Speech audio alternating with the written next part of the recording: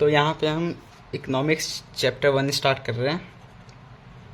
Eco का chapter 1, जो कि मैंने यहाँ पे खोल रखा है। मेरे पे बुक नहीं है तो मैं इस पीडीएफ से मतलब यहाँ पे रेफरेंस लेके बताऊँगा, समझाऊँगा आपको कि सर्कुलर फ्लो ऑफ इनकम पहला चैप्टर जो है। इसमें यहाँ टॉपिक्स में अगर दिख रहा हो तो पहला इंट्रोडक्शन है, फिर meaning of circular flow of income, फिर stock and flow, types of circular flow in a simple economy, that is 2 sector model. तो इंट्रोडक्शन तो ठीक है, इंट्रोडक्शन में इंट्रोडक्शन में कुछ होता नहीं है।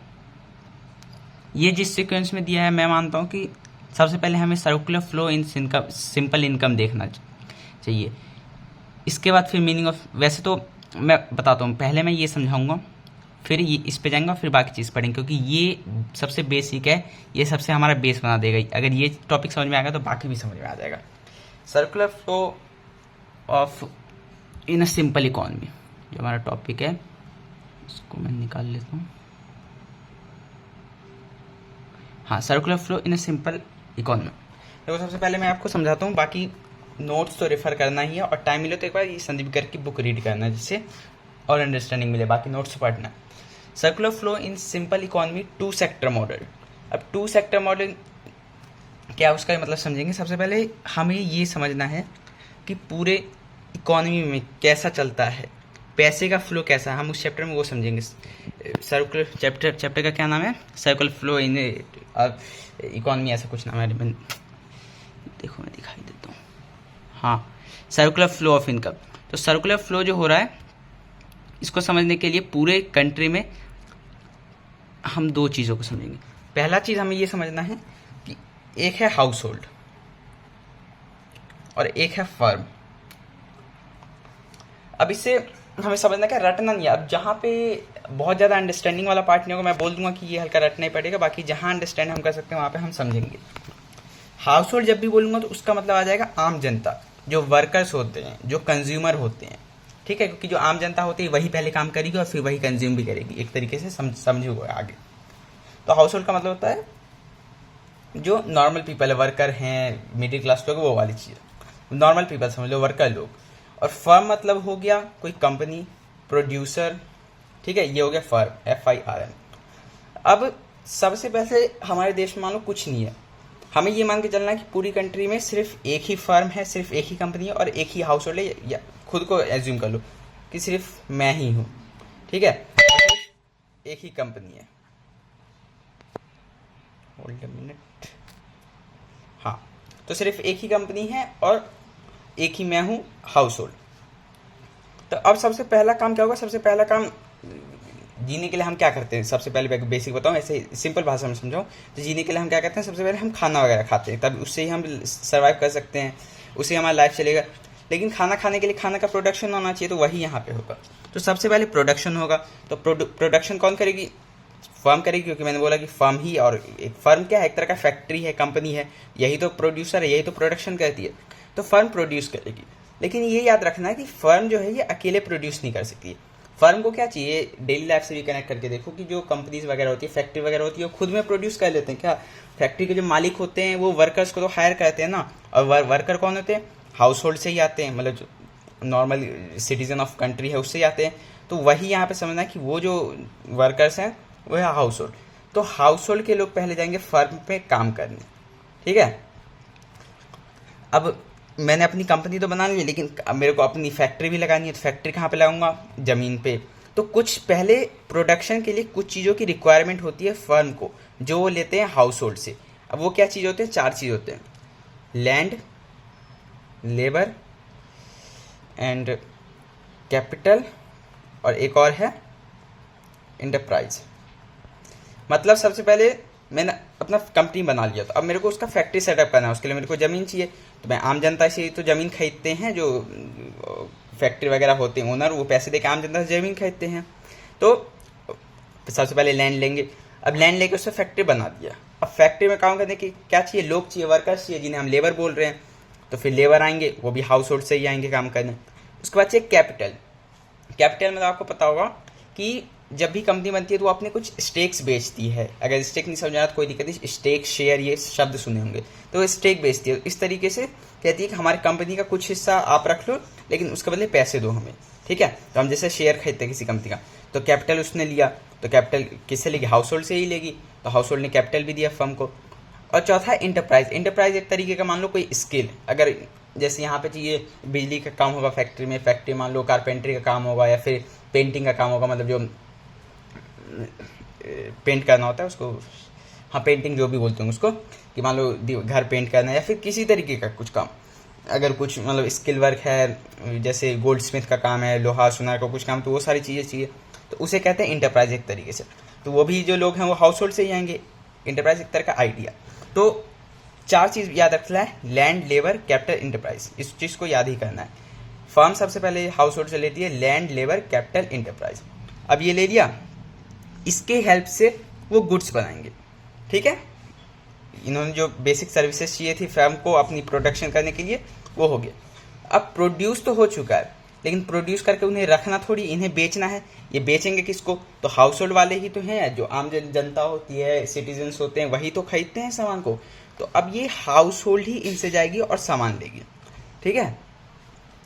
तो 1 मिनट, हाँ, तो हाउस होल्ड ही जाएगी, इससे लेगी क्या चीज़, तो सामान लेगी और सामान के बदले पैसा देगी। अब पहले ये छोड़ो, पहले ये समझो कि हाउस होल्ड ने दिया land, labour, capital, enterprise firm को, तो इसके बदले फर्म कुछ तो देगी ना, क्योंकि जो कंपनी है, फैक्ट्री है, फ्री में, हाउस होल्ड जो है फ्री में तो ये सारी सर्विसेज नहीं देंगे, तो फर्म इसके बदले हाउस होल्ड को प्रोवाइड करती है। लैंड के बदले क्या है, जैसे मैंने बोला था ज़मीन हम खरीदते हैं ना, मतलब जो ओनर होते हैं वो ज़मीन खरीदते हैं और पैसे देते हैं, तो लैंड के बदले अभी मैंने बोल दिया कि लैंड के बदले उस लैंड का रेंट एक तरीके से मतलब पूरा खरीद लिया तो उसका पैसा इसमें।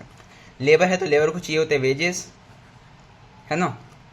कैपिटल है तो कोई भी कैपिटल अगर मैंने पैसे दिए हैं तो मैं उसका इंटरेस्ट लूंगा, है ना। और इंटरप्राइज मतलब कोई अगर आदमी है उसने अपना कोई स्किल दिया है, कोई अपना एक आइडिया दिया है कंपनी को, तो उसके बदले जब कंपनी को प्रॉफिट हो जाएगा, हाँ मैंने वर्ड ही बोल दिया, कंपनी को जब फायदा हो जाएगा तो उसका एक शेयर लेगी, मतलब प्रॉफिट लेगी, ठीक है। तो हाउस होल्ड ने पहले दिया लैंड, लेबर, कैपिटल, इंटरप्राइज, समझ में आ गया। और इसको लेके फर्म ने किया प्रोडक्शन, और ये सारे सर्विसेज जो लिए थे हाउस होल्ड को उसके बदले उसने ये दिया। तो लैंड के बदले रेंट, लेबर के बदले वेजेस, कैपिटल के बदले इंटरप्राइज, और कैपिटल के बदले इंटरेस्ट, और इंटरप्राइज के बदले प्रॉफिट, ठीक है। ये हुआ। अब हाउस होल्ड का पैसा आ चुका है, क्योंकि ये चारों चीज़ एक तरीके से देखो तो ये पैसे के फॉर्म में ही है। रेंट भी एक तरह के पैसे ही मिले होंगे, वेजेस भी पैसा ही मिला, इंटरेस्ट भी पैसा ही मिला, और प्रॉफिट एक तरह का शेयर मिला, तो कुछ अमाउंट ऑफ मनी ही मिला। अब पैसा आ चुका है, अब प्रोडक्शन भी हो चुका है, अब प्रोडक्शन में हेल्प करवाया तो प्रोड्यूसर ने इसको पैसे भी दे दिया हाउस होल्ड को। अब हाउस होल्ड को करना है खाना खाना, कंजम्पशन करना है, ठीक है। तो अब हाउस होल्ड जाएगी प्रोड्यूसर के पास और बोलेगी हमें चाहिए कंजम्पशन के लिए सामान जो फर्म ने प्रोड्यूस किया, क्योंकि फर्म ने प्रोड्यूस किया तो इसके पास है, तो ये जाएगी कंजम्पशन करने के लिए, जिसको हम कंजम्पशन एक्सपेंडिचर बोलते हैं, ठीक है। और कंजम्पशन करने के बदले अगर अब देखो, अब यहाँ पे लेना किसको है, अब लेना हाउस होल्ड को। हाउस होल्ड कह रही है फर्म को कि हमें कंज्यूम करना है, हमें खाने के लिए सामान चाहिए, तो फर्म क्या बोली हम सामान तो लेंगे लेकिन उसके बदले क्या लेंगे, उसके बदले लेंगे पैसे। तो कंजम्पशन एक्सपेंडिचर, अच्छा ये कंजम्पशन एक्सपेंडिचर पैसे ही एक तरीके से बताता हूँ अभी। हाउस होल्ड ने लिया कंजम्पशन, हाउस होल्ड ने किया कंजम्पशन एक्सपेंडिचर, मतलब कंजम्पशन किया, उसका एक्सपेंडिचर किया, अपना पैसा दिया, और फर्म ने उसके बदले दिया गुड्स एंड सर्विसेज, खाना या फिर जो भी सर्विसेज चाहिए, ठीक है। ये था, यहाँ पे समझ में आया थी, मतलब आई होप समझ में आ गया होगा, लेकिन एक बार फिर से इसे सिंप्लीफाई कर देता हूँ। सबसे पहले house hold, firm, house hold सबसे पहले गई, इसने दिया लैंड, दिया अपना लेबर दिया,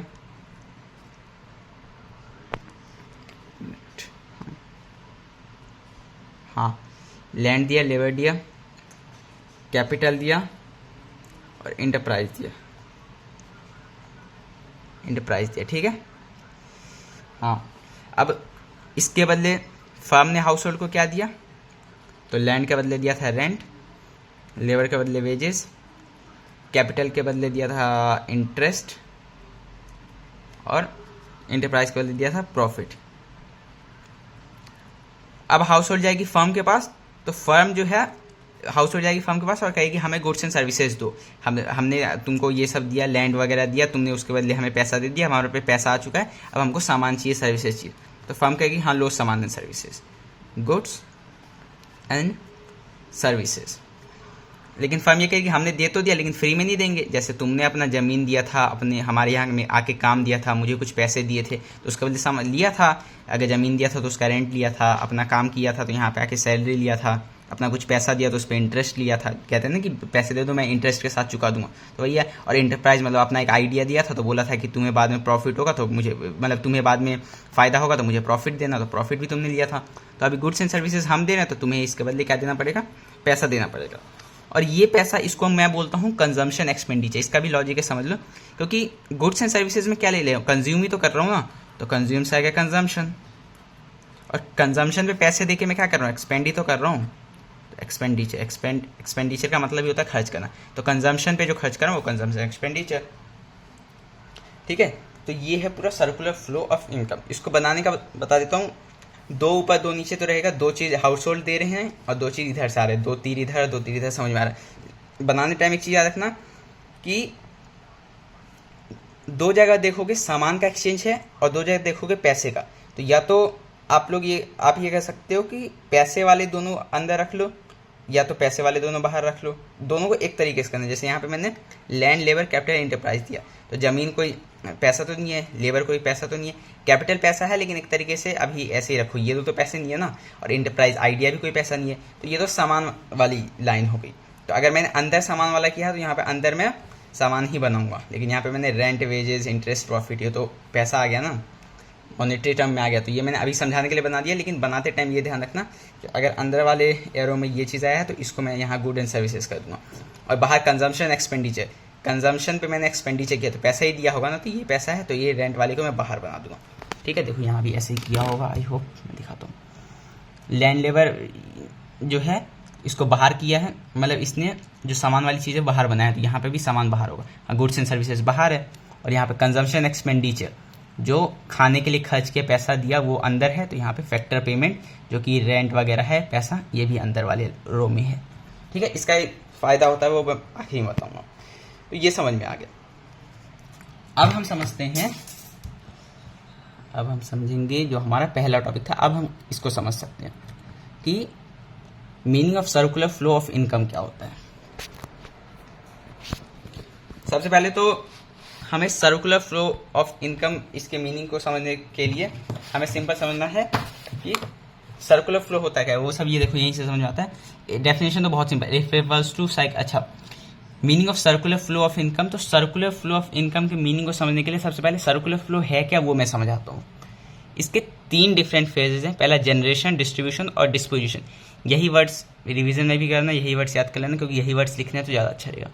सबसे पहला, अब देखो सिंपल है, इसको मैं बता सकता हूँ कि पहले हम बनाएंगे, फिर हमने जो बनाया उसको डिस्ट्रीब्यूट करेंगे और फिर वापस हमारे पास ही आएगा, ये पूरा सर्कल चलता है। तो जो बनाना है उसको मैं कहता हूँ जनरेशन फेज, पहला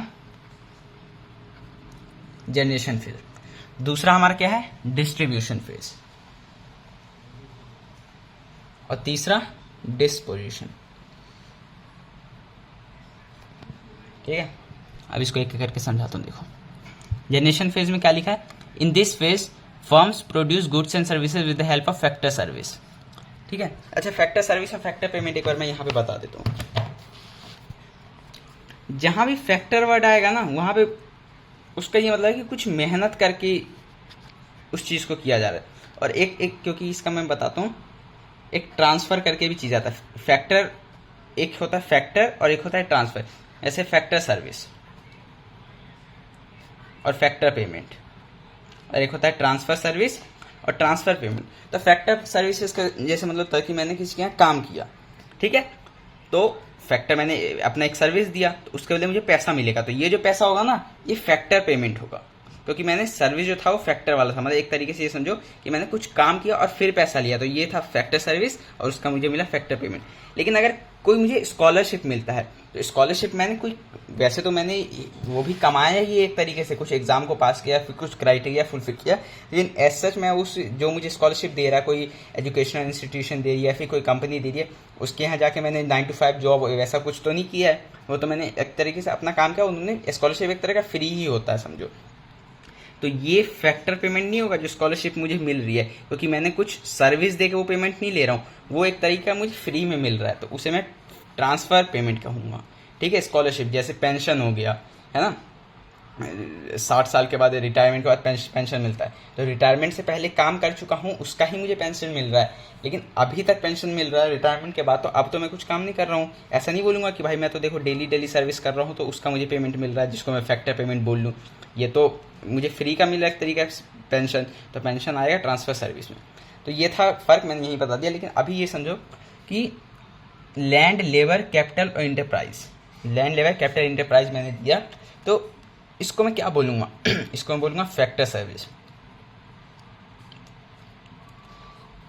फैक्टर सर्विस क्यों बोलूँगा? क्योंकि अगर ये चीज़ मैं दे रहा हूँ ना तो मुझे इसके बाद पैसे मिल रहा है, और पैसे को भी बोलूँगा फैक्टर पेमेंट। ठीक है, पेमेंट, इसका तो लॉजिक सिंपल है। फैक्टर पेमेंट क्यों बोल रहा हूँ? क्योंकि ये जो पेमेंट है मुझे कुछ सर्विस देने के बाद मिल रहा है, फ्री में नहीं मिल रहा है। क्योंकि रेंट अगर मुझे मिल रहा है तो फ्री में तो नहीं मिल रहा ना, मैंने अपना ज़मीन दिया है। वेजेस अगर मिल रहा है तो मैंने वहाँ पे लेबर किया है, काम किया है। वैसे इंटरेस्ट मुझे कैपिटल पे मिल रहा है और प्रॉफिट मुझे इंटरप्राइज देने पे मिल रहा है। तो ये होता है फैक्टर पेमेंट, इसको मैं फैक्टर पेमेंट कहता हूँ, इसको कहूँगा फैक्टर सर्विस। ठीक है, कंजम्पशन एक्सपेंडिचर यहीं पे छोटा मैं लिख सकता हूँ ऑन गुड्स एंड सर्विसेज, क्योंकि ये कर तो मैं गुड्स एंड सर्विसेज खरीदने पे ही कर रहा हूँ। देखो यहाँ पे खुद मैं लिख रहा हूँ कि गुड्स एंड सर्विस खरीद लिया है और उस पर ही कंजम्पशन एक्सपेंडिचर कर रहा हूँ। तो ये मेरे इस पूरे टेबल को और सुंदर बना देगा, जिससे मार्क्स काटने का जो स्कोप था और कम हो जाएगा। ये देखो जैसे यहाँ पे और अच्छी तरीके से लिखा है, फैक्टर सर्विस पे लिखा हुआ है ना, क्योंकि ये मैं सर्विस दे रहा हूँ और फैक्टर पेमेंट मिल रहा है। ठीक है, तो आई होप क्लियर। कुछ भी डाउट हो बताने का, मैं क्लियर करूँगा उसको। ठीक है, तो ये है। अब यहाँ पे समझ में आएगा। अब यहाँ पे in this phase firms produce goods and service with the help of factor service. Factor service word आ गया था तो मैंने इससे पहले बताया नहीं था, इसलिए मैंने सोचा कि यहाँ डाउट ना हो, इससे पहले बता ही देता हूँ फिर बताऊँगा। तो जनरेशन फेज क्या होता है? इस फेज में फर्म्स जो होती हैं वो प्रोड्यूस करती हैं गुड्स एंड सर्विसेज को with the help of factor service. अगर इस टेबल में बताऊँ तो इस टेबल में हमारा जनरेशन फेज कौन सा है?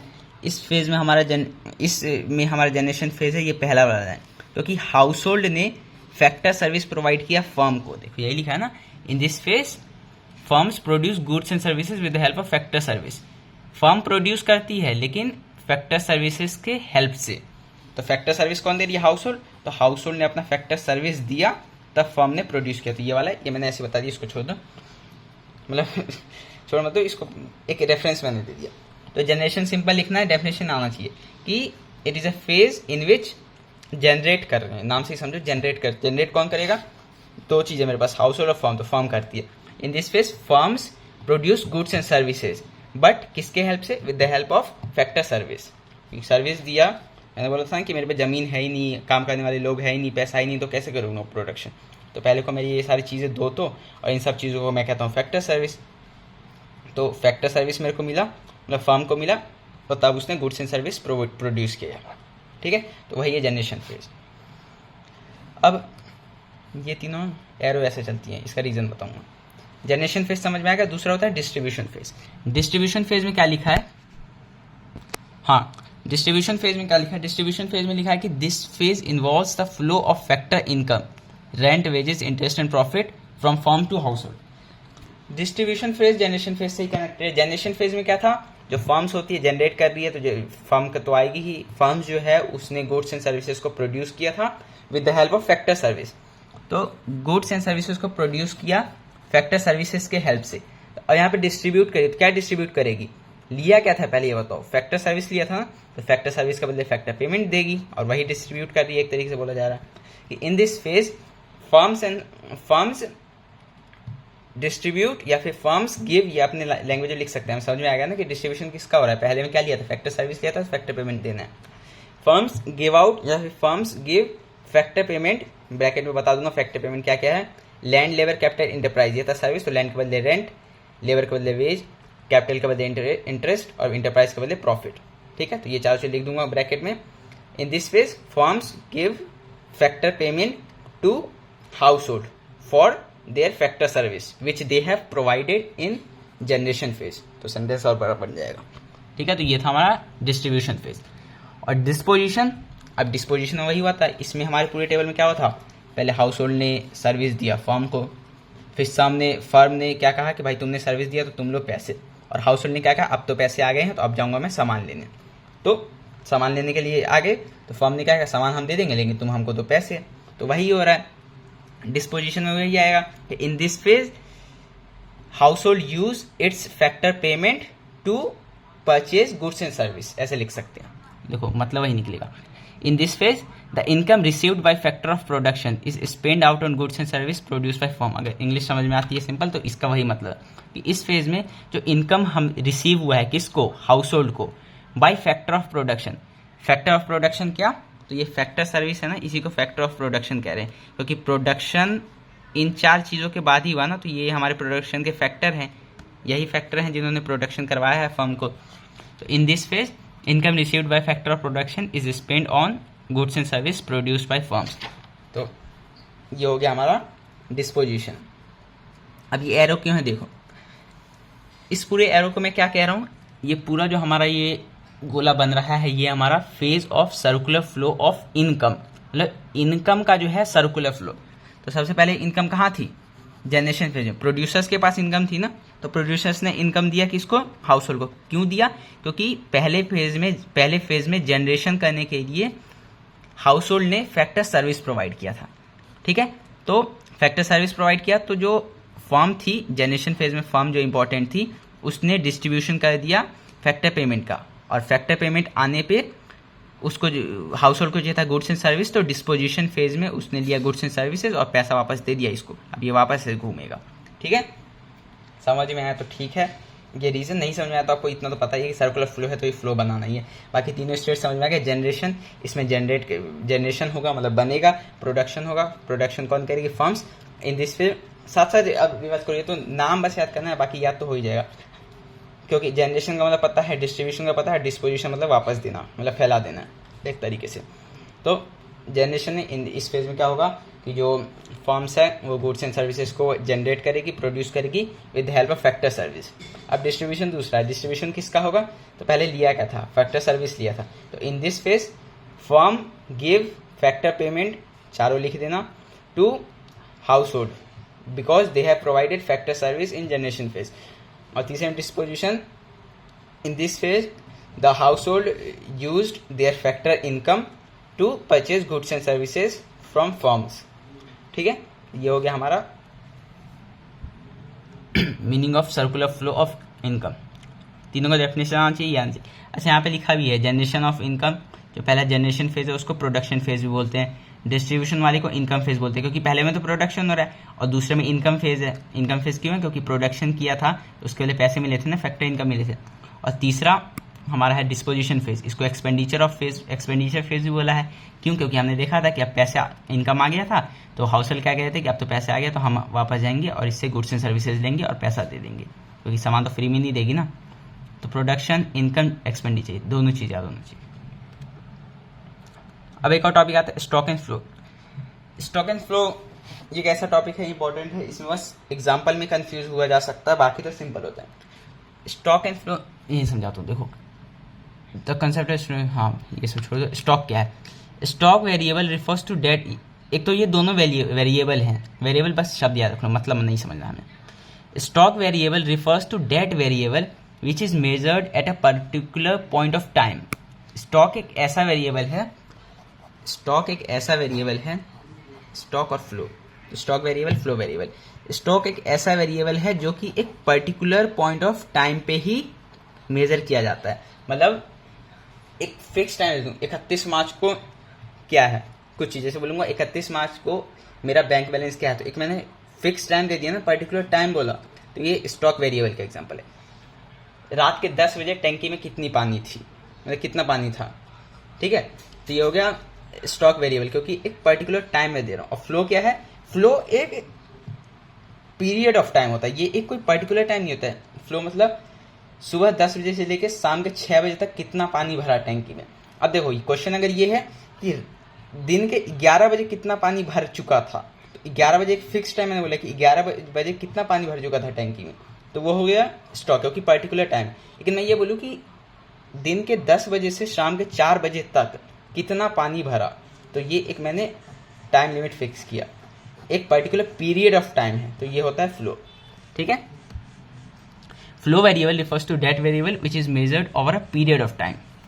ठीक है, फ्लो वेरिएबल एक ऐसा वेरिएबल है जो कि एक पीरियड ऑफ टाइम के बाद मेजर होता है, मतलब एक मैंने टाइम लिमिट दिया कि यहाँ से यहाँ तक उतने में मेजर होना है। ठीक है, अगला पॉइंट लिख सकते हैं, हाँ एग्जाम्पल, अच्छा एग्जाम्पल मैं वहीं दिखा दूंगा। अच्छा, इसको समझाने के लिए सबसे अच्छा ये देखो पहला। अब दूसरा जो हम पर्सपेक्टिव देखना है, टाइम डायमेंशन। तो स्टॉक में हम बोलते हैं कि ये टाइम डायमेंशन नहीं है, it does not have a time dimension. और टाइम फ्लो में बोलते हैं it has a time dimension at its magnitude can be measured over a period of time. तो पहला तो डेफिनेशन हमें पता होना चाहिए, दूसरा टाइम डायमेंशन के पर्सपेक्टिव से देखना है।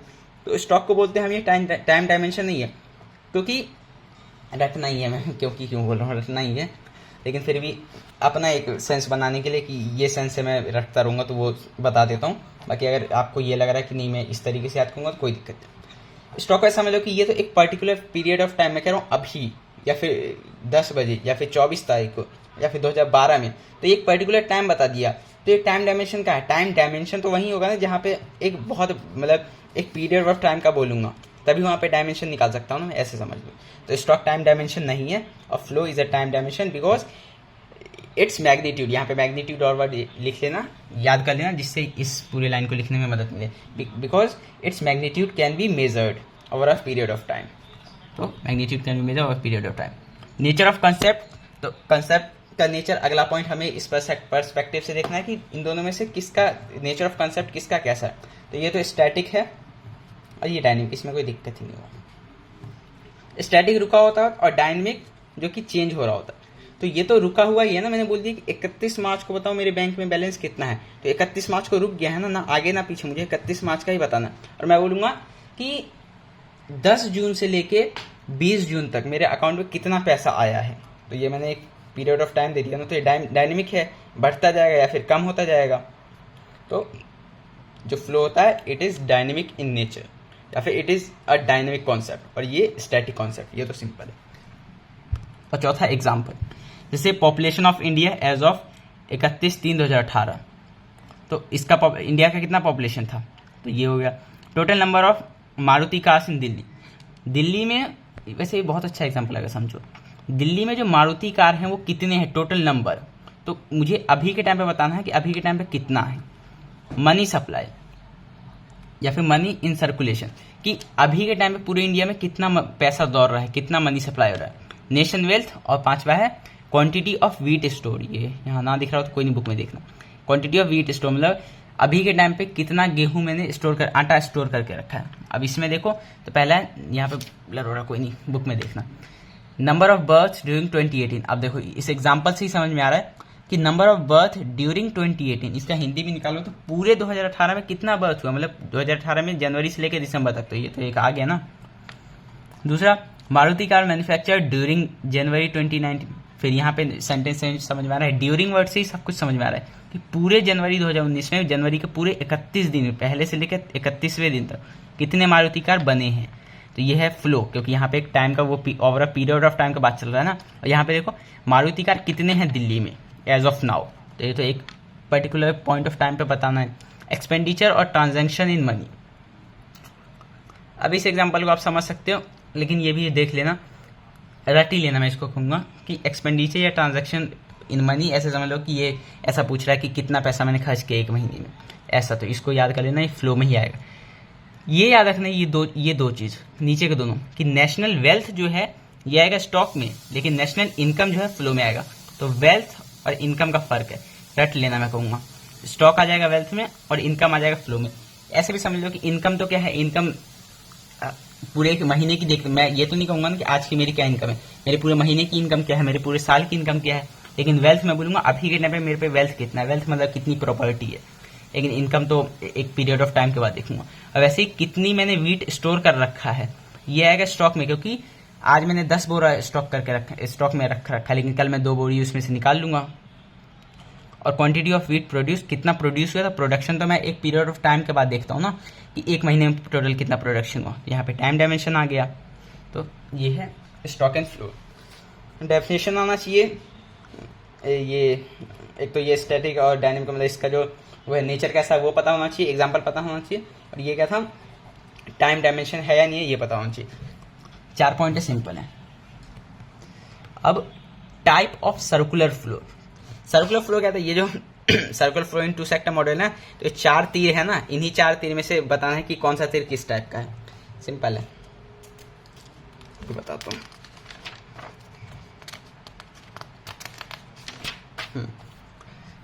Type of circular flow. अब फ्लो 2 तरीके होंगे, एक रियल और एक मनी। यहीं से समझ में आ जाएगा, बस नाम याद रखना, एक रियल एक मनी। अब मनी फ्लो जहाँ पे नाम आ गया वो तो ऑब्वियस है कि उस फ्लो में पैसे का फ्लो तो होना ही चाहिए। अब पैसा ना हो तो वो रियल होगा, अगर पैसा है तो मनी फ्लो, और अगर पैसे के अलावा कुछ भी है तो वो रियल। अब इसी को देख लो, टोटल 4 तीर है ना, 2 तीर जाने वाले और 2 तीर आने वाले। तो एक एक करके देखते। पहला हाउस होल्ड जो है ऊपर वाले से ही शुरू करते हैं। इसने कंजम्पशन एक्सपेंडिचर किया था on goods and services, goods and services पर। तो इसको मत देखना, किया तो कंजम्पशन एक्सपेंडिचर है ना, मतलब गुड्स एंड सर्विस खरीदने के लिए, कंज्यूम करने के लिए एक्सपेंडिचर किया है, पैसा दिया है। तो ये तो पैसा जा रहा है ना, हाउस होल्ड से पैसा जा रहा है, तो ये तो मनी है। तो ये वाला लाइन है कंजम्पशन एक्सपेंडिचर वाला, ये आ जाएगा मेरे किस में, ये आ जाएगा मेरे, अच्छा मैं इसको पहला दूसरा तीसरा चौथा लाइन बोलता हूँ। वैसे एग्जाम में इसको नाम देखे रहेगा तो तब समझ जाओगे, लेकिन यहाँ पे ये है। तो कंजम्पशन एक्सपेंडिचर के मतलब पैसा दिया, तो ये आ जाएगा पहला मनी फ्लो है। दूसरा, हाउस होल्ड ने कंजम्पशन एक्सपेंडिचर के लिए पैसे तो दिए थे, लेकिन उससे पहले लैंड, लेबर, कैपिटल, एंटरप्राइज भी दिया था। तो लैंड तो पैसा नहीं है, लेबर भी पैसा नहीं है, कैपिटल है लेकिन छोड़ो ये 2 तो नहीं है ना। तो ये भी, ये क्या आएगा मनी में, ये तो मनी में नहीं आएगा क्योंकि लैंड, लेबर, एंटरप्राइज ये सब पैसा है ही नहीं, सारे पैसे होने चाहिए। तो दूसरा जो है रियल फ्लो में आता है। तीसरा ये देखो आने वाली लाइन में, इंटरेस्ट भी पैसा है, प्रॉफिट भी पैसा है, वेज भी पैसा है और रेंट भी पैसा है। तो ये तो चारों ही पैसे हैं, तो ये तो सिंपल है, तीसरा तो मनी में ही आएगा। और गुड्स एंड सर्विस दे रहे हैं फर्म हाउस होल्ड को, गुड्स एंड सर्विस दे रहे हैं मतलब कुछ सामान दे रहे हो या फिर कुछ सर्विस दे रहे हो, पैसा तो है ही नहीं, तो 4 आ जाएगा इसमें। तो बस यही था। अब पढ़ लेते हैं। Real flow refers to that flow of factor service from household to firm and the corresponding flow of goods and services from firm to household. मैंने वही कहा। अच्छा रियल फ्लो कौन सा है, ये डेफिनेशन जो है ना वही मैंने यहाँ पे लिखा है। रियल फ्लो है 2 और 4। अच्छा 2 में हो क्या रहा है, 2 में हो रहा है हाउस होल्ड अपने फैक्टर सर्विसेज फर्म को दे रहे हैं, और 4 में हो रहा है firm goods and services house hold को दे रही है। तो वही तो लिखा है कि real flow refers to flow of factor service from household to firm, household से फर्म को factor service, and corresponding flow of goods and service from firm to household, and corresponding flow of goods and service from firm to household. ठीक है, तो यही तो मैंने यहाँ भी लिखा है, मैंने नंबर भी लिखे थे लेकिन बात तो वही है ना। अच्छा मनी में देखो 1 और 3 है, तो मनी का डेफिनेशन मैं बना लूँ, 1 ये है और 3 है। Money flow refers to flow of consumption expenditure from household to firm and the corresponding लगा देता हूँ, वहाँ भी ऐसे ही जोड़ा था ना इनको, and the corresponding flow of factor payment, 1 और 3 था हाँ, corresponding flow of factor payment from firm to household. और चेक करते हैं मनी फ्लो कहाँ गया, हाँ money flow refers to flow of factor payment from firm to household. हाँ पहले इस फैक्टर पेमेंट को ले लिया, कोई दिक्कत नहीं है। From firm to household for the factor service, हाँ क्योंकि पहले फैक्टर सर्विस दिया था उसी के बदले तो मेरे को फैक्टर पेमेंट मिल रहा है, तो ये लाइन बढ़ा दिया, मतलब लाइन बढ़ाने के लिए एक वर्ड यूज किया, अच्छी बात है। And corresponding flow of consumption expenditure from household to firm, and the corresponding flow of consumption expenditure from household to firm, कहाँ गया, हाँ from household to firm for purchase of goods and services by firms. यहाँ पे reason भी दिया जा रहा है कि money flow refers to flow of factor payment from firm to house because household have given factor service, and corresponding flow of consumption expenditure from household to firm because they have purchased good and service. तो यही है money flow and real flow. समझने का chapter और कुछ नहीं। अच्छा एक और चीज़ है यहाँ पर बनाया अभी, ये देख सकते हो वही चीज़ बनाया। रियल फ्लो को फिजिकल फ्लो भी कहते हैं क्योंकि एक तरह का गुड्स एंड सर्विसेज बोल लो वही फ्लो हो रहा है, अब मनी फ्लो को क्या कह सकते हैं, नॉमिनल, ठीक है, मनी फ्लो को नॉमिनल फ्लो कहते हैं, आगे दिया हुआ, हाँ यहाँ तो ये भी बनाया हुआ है। रियल फ्लो को कहते हैं फिजिकल फ्लो और मनी फ्लो को कहते हैं नॉमिनल फ्लो। मीनिंग हमने देख लिया। काइंड ऑफ एक्सचेंज, मनी में तो मैंने बोला था it involves exchange of money, और इसमें बोला था कि इसमें जहाँ मनी नहीं होगा वो रियल है, तो इसमें होगा गुड्स एंड सर्विस, रियल में गुड एंड सर्विस और इसमें मनी। और difficulty in exchange, there may be difficulty of barrier system, barter system in exchange. हाँ, तो ये याद रखना है कि पैसे का तो एक्सचेंज बहुत ईजी हो जाता है ना, लेकिन सामान का एक्सचेंज मुश्किल है, क्योंकि यहाँ पे बार्टर सिस्टम होना चाहिए। तो रियल फ्लो में बार्टर सिस्टम होगा तभी एक्सचेंज हो पाएगा, इसलिए यहाँ पे डिफिकल्ट है, लेकिन यहाँ पे there is no such difficulty in case of money flow. तो इस पॉइंट को भी याद रखना है। अब हमने इंट्रोडक्शन कुछ है नहीं, मीनिंग ऑफ सर्कुलर फ्लो समझ लिया है, स्टॉक एंड फ्लो समझ लिया, टाइप ऑफ सर्कुलर फ्लो समझ लिया, हाँ टाइप ऑफ सर्कुलर फ्लो भी समझ लिया, रियल फ्लो, मनी फ्लो, और circular flow in a simple economy ये भी समझ लिया, सबसे पहले यही समझा था। अच्छा, मैंने इसमें ये बोला था कि अगर पैसे वाले को एक को बाहर, जैसे यहाँ पे देखो कंजम्पशन एक्सपेंडिचर, जो कि एक तरीके कंजम्पशन एक्सपेंडिचर क्या है, हाउस होल्ड ने जो पैसा दिया गुड्स एंड सर्विस खरीद के, वही तो है कंजम्पशन एक्सपेंडिचर। तो अगर यहाँ पे पैसा वाला अंदर है तो नीचे भी पैसा वाला ही अंदर होगा, देखो फैक्टर पेमेंट को अंदर कर रखा है ना। और अगर ऊपर सर्विस बाहर है, मतलब बिना पैसा वाला चीज़ बाहर है, तो नीचे वाले में भी बाहर जो होगा बिना पैसा वाला चीज़ होगा। ये इसलिए क्योंकि जब भी circular flow in a simple economy two sector model आता है तो हमें ये एक्सप्लेन करना होता है। तो ये डायग्राम बनाएंगे और डायग्राम बनाने के बाद हम ये लिख सकते हैं कि the outer loop shows flow of goods and flow of factor service from household to firm and corresponding flow of goods and services from firm to household. तो मेरे को दिख जाएगा ना कि आउटर फ्लो में दोनों चीज़ में कॉमन है कि नॉन मनी है, मतलब नॉन मॉनेटरी है, और इनर फ्लो में दोनों में मॉनेटरी है कि inner flow shows flow of money in form of consumption expenditure from household to firm and corresponding flow of factor income from firm to household। तो इनर फ्लो में ये, आउटर फ्लो में ये, तो ये 2 पॉइंट में बना सको इसलिए हमें सेम रखना होता है, दोनों आउटर को सेम रखो, दोनों इनर को सेम रखो, बाकी ये पॉइंट से कुछ है नहीं। हाँ, एक चीज़ और यहाँ पे छोटी सी चीज़ है कि कंक्लूजन हमें ये समझना है सर्कुलर फ्लो ऑफ इनकम में कि जितना प्रोडक्शन हो रहा है सारा कंजम्पशन हो रहा है, मतलब फर्म्स जितना ही प्रोड्यूस कर रही है सब कुछ हाउस होल्ड खरीद ही ले रही है, ठीक है। तो फर्म जितना प्रोड्यूस कर रही है हाउस होल्ड सब कुछ खरीद रही है। जितना फैक्टर पेमेंट है उतना फैक्टर इनकम है, मतलब फैक्टर पेमेंट जो दे रही है ना वो सब हाउस होल्ड को मिल ही रहा है, बीच में कोई यहाँ पे जो कहते हैं कि वो ब्रोकर वगैरह ऐसा कुछ सिस्टम नहीं है। जितना फैक्टर पेमेंट जा रहा है उतना ही हाउस होल्ड का इनकम हो रहा है, ठीक है। Consumption expenditure is equal two factor income.